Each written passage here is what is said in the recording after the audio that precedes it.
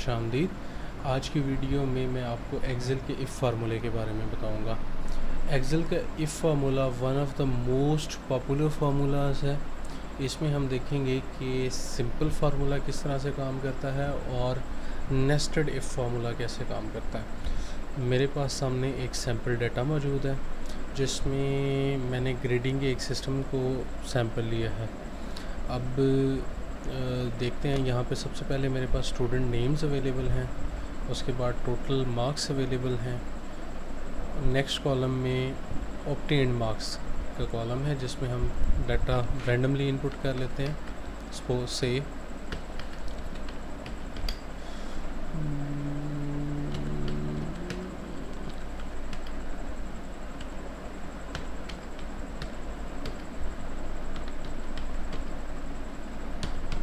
तो ये हमारे पास ऑब्टेन्ड मार्क्स हो गए। तो सबसे पहले मैं आपको इफ़ फार्मूला सिंपल बताता हूँ। सिंपल फार्मूले में हमने सिर्फ एक लॉजिकल आर्गुमेंट देना होता है। इफ़ फार्मूले में इज़ इक्वल टू इफ़, ये हमारा फार्मूला स्टार्ट हो गया। उसके बाद हम यहाँ पे ब्रैकेट को स्टार्ट करेंगे। तो पहली जो ऑप्शन है ये है लॉजिकल टेस्ट। यहाँ पे हम टेस्ट देंगे कि क्या टेस्ट है। अब लेट से कि हमारे पासिंग मार्क्स 60 हैं, तो obtained marks are greater than और इक्वल टू 60। ठीक है जी, ये हमारा टेस्ट है कि क्या इस कॉलम की वैल्यू 60 से ऊपर है या नहीं है। तो अगर 60 से ऊपर है तो हम चाहते हैं ये हमारे पास रिटर्न करे वैल्यू पास को। ठीक हो गया, वैल्यू इफ ट्रू। और इसी तरीके से अगर 60 से लेस हो तो फेल। ठीक हो गया जी। और हम ब्रैकेट को क्लोज कर लेंगे। ये हमारा फार्मूला कंप्लीट हो गया। तो इसको रिटर्न करेंगे। हमारे पास ये फार्मूला हमें सिंपल एक्सेल का फार्मूला पास और फेल बता दिया इसने हमें। तो ये सबसे पहले था बिल्कुल बेसिक फार्मूला। एक नेक्स्ट फार्मूला है जिसको हम नेस्टेड इफ़ कहते हैं। इस फार्मूले में क्या होगा, यहाँ अगर आप नीचे गौर करें तो एक ग्रेडिंग सिस्टम बनाया हुआ है जिसमें हमारे पास मुख्तलिफ़ ग्रेड्स हैं और उनके आगे मार्क्स हैं।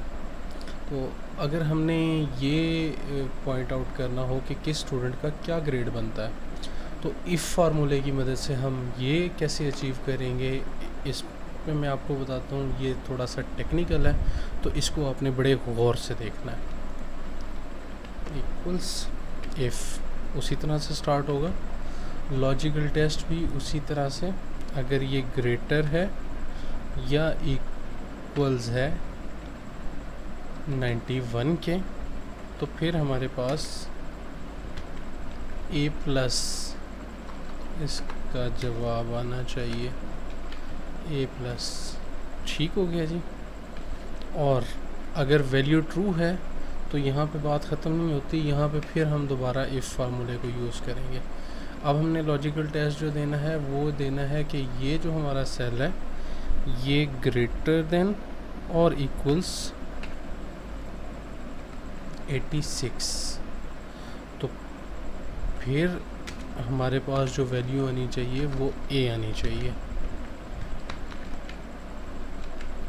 ठीक हो गया जी।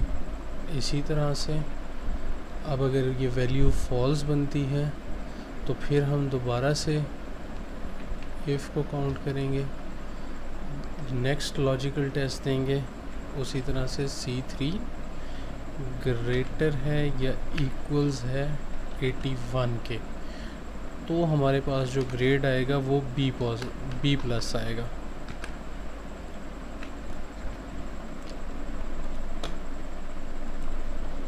B positive.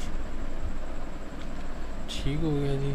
और अगर वैल्यू फॉल्स है तो फिर एक और हम लॉजिकल टेस्ट डालेंगे, सेम वही कि हमारा ये जो कॉलम है अगर ये ग्रेटर है या इक्वल्स है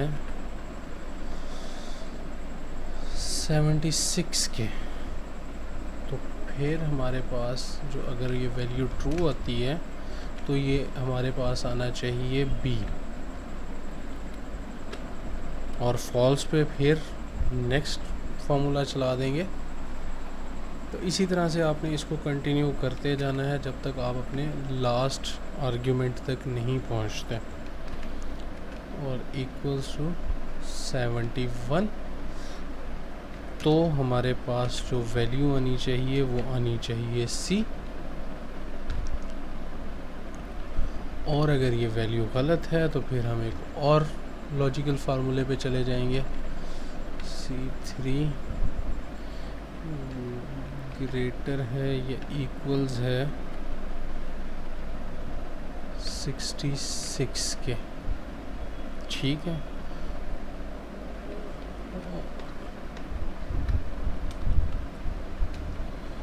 तो हमारे पास वैल्यू आनी चाहिए D, ठीक हो गया जी।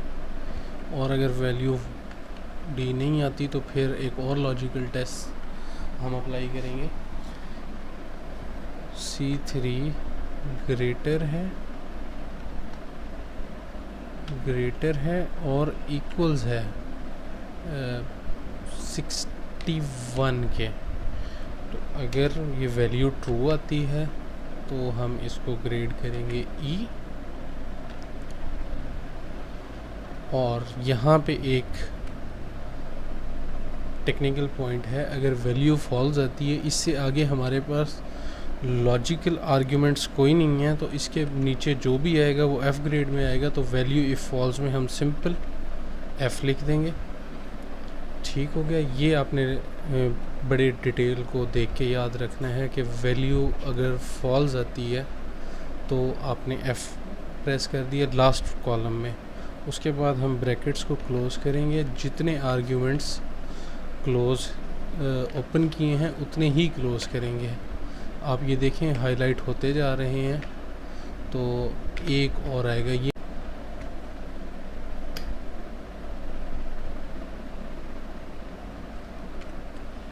देखिए B+ आ गया। इसी तरह से हम इसको ड्रॉप डाउन करेंगे तमाम उन पे, तो हमारे पास तमाम स्टूडेंट्स के ग्रेड आ गए। तो उम्मीद है आपको आज की वीडियो अच्छी लगी होगी।